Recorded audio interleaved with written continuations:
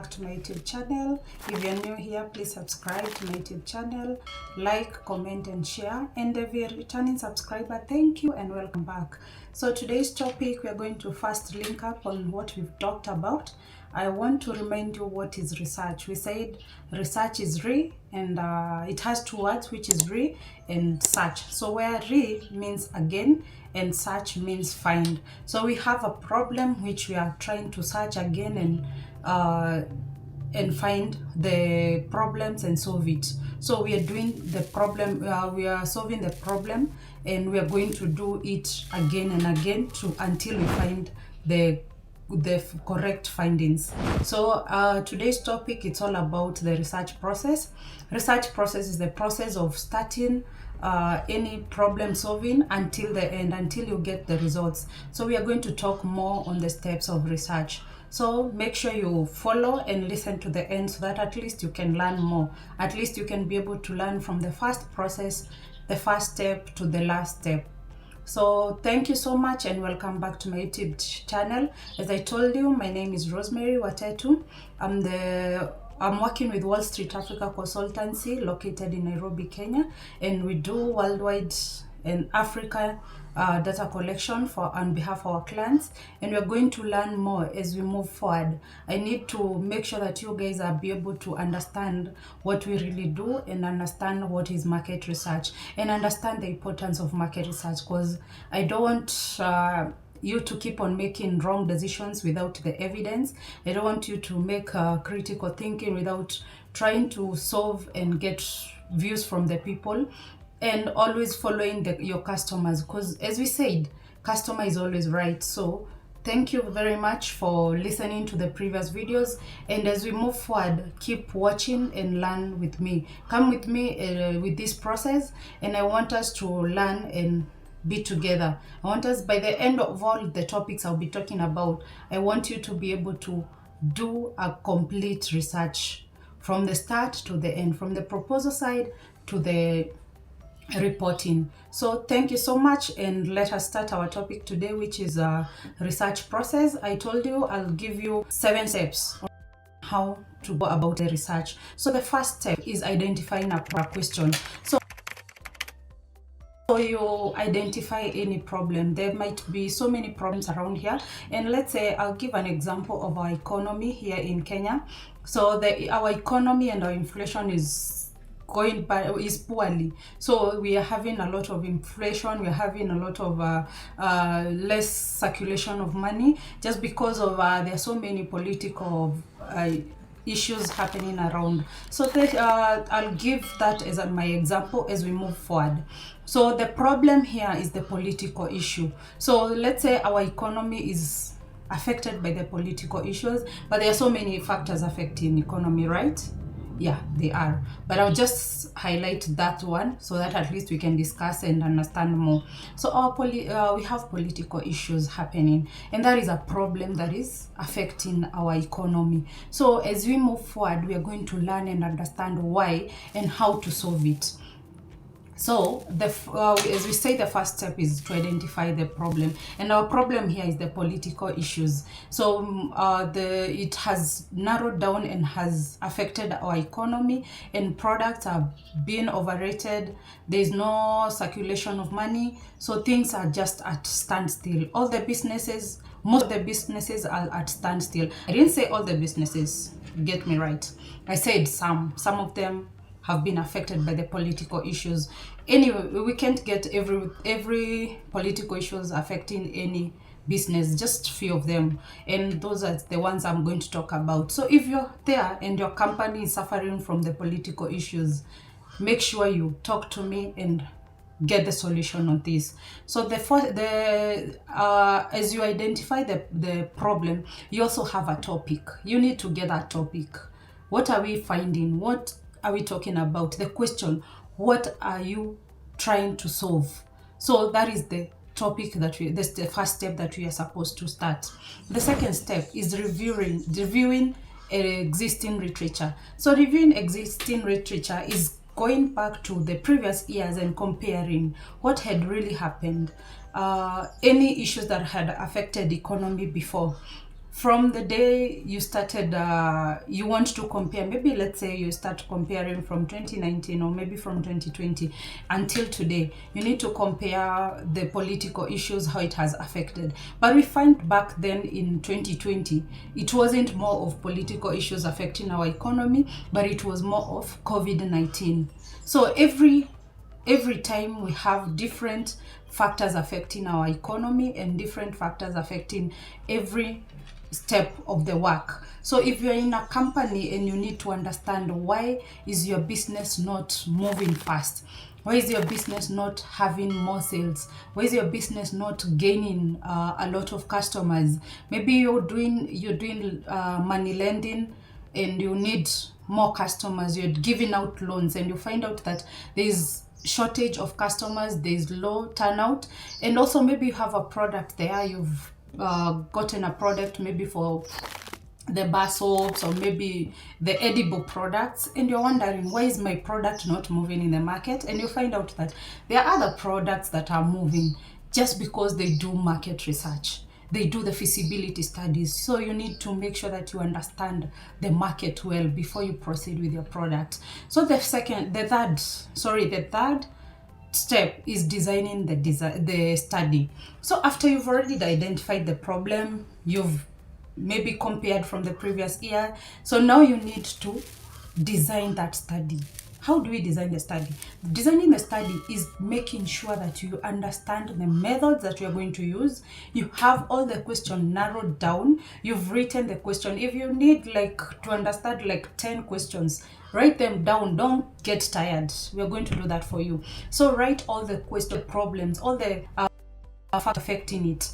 And after you've done that, we now sit down and agree.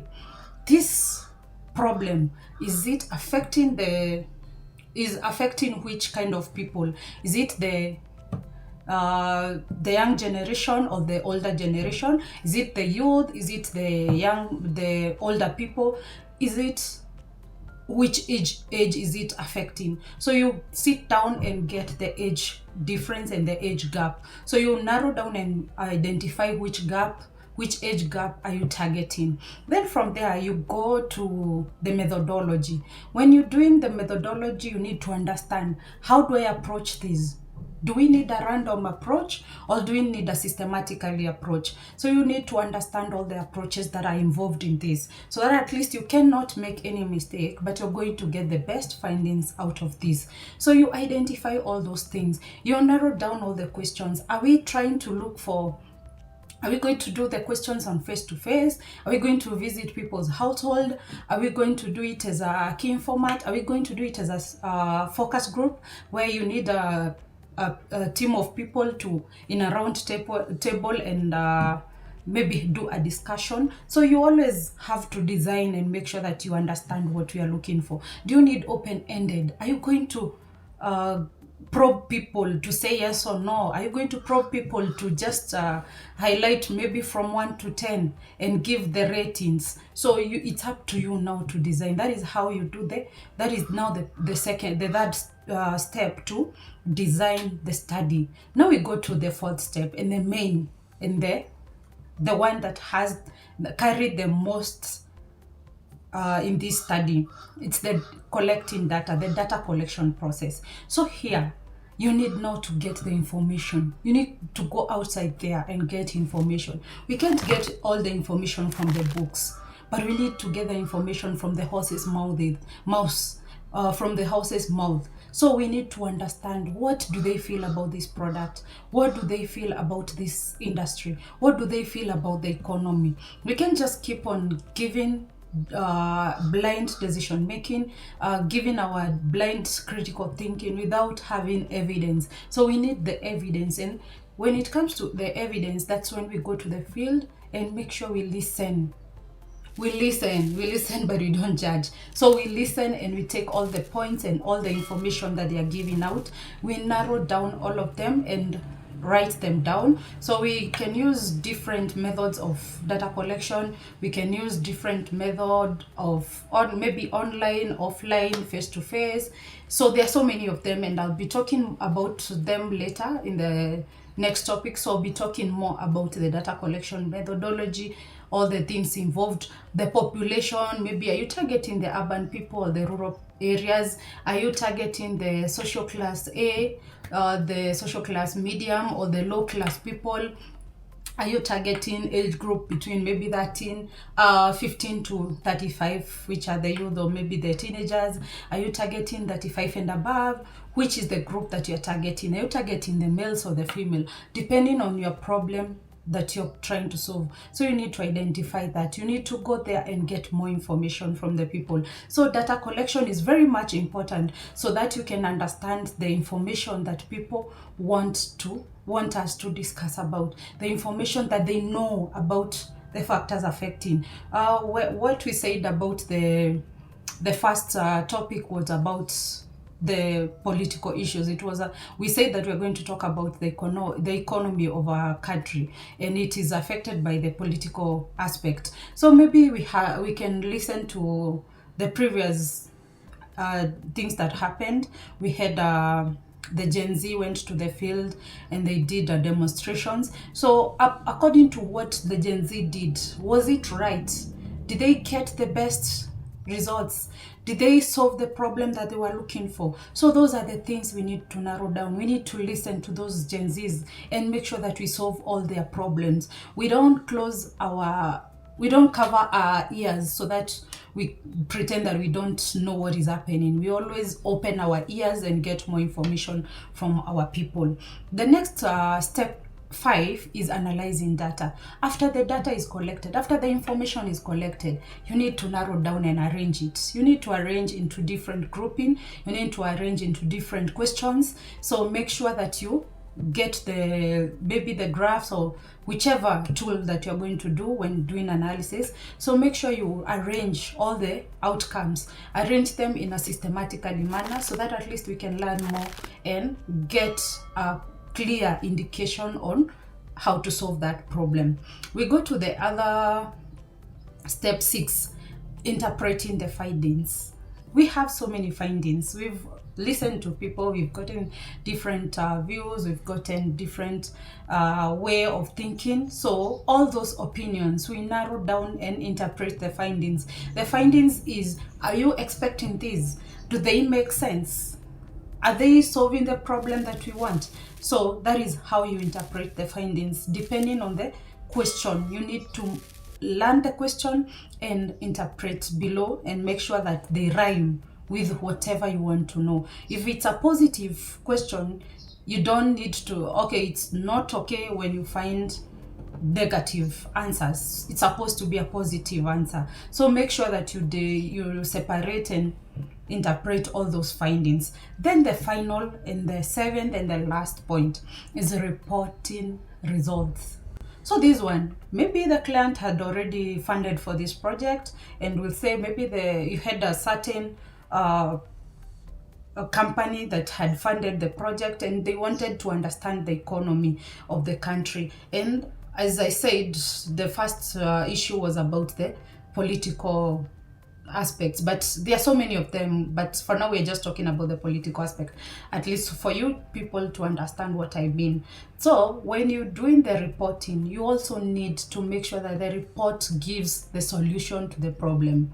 If it's the political issues and the political aspect, how do you handle this moving forward?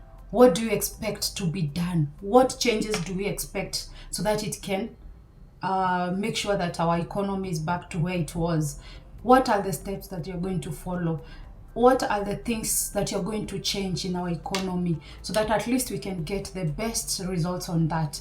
So thank you so much for listening to me. I was just highlighting the steps of the research process, but I'll be talking more on that. So I've just stated, but I'll be expounding more in the coming topics. So keep in touch. Make sure you watch, you listen, subscribe to my YouTube channel. Please, I don't think you've watched all these and then you're not going to subscribe. Make sure you subscribe to this YouTube channel because I want to enlighten you on the things that are happening in our field, the things that are happening in our market industry. So make sure you follow this and subscribe to the YouTube channel. Like, comment, and always tell me the topic that you want to learn in the next lesson, so that at least I can prepare in advance and make sure that you guys are enlightened in all that we train. So thank you so much. Again, my name is Rosemary Watetu, and thank you so much for your time. Until next time, see you. Bye.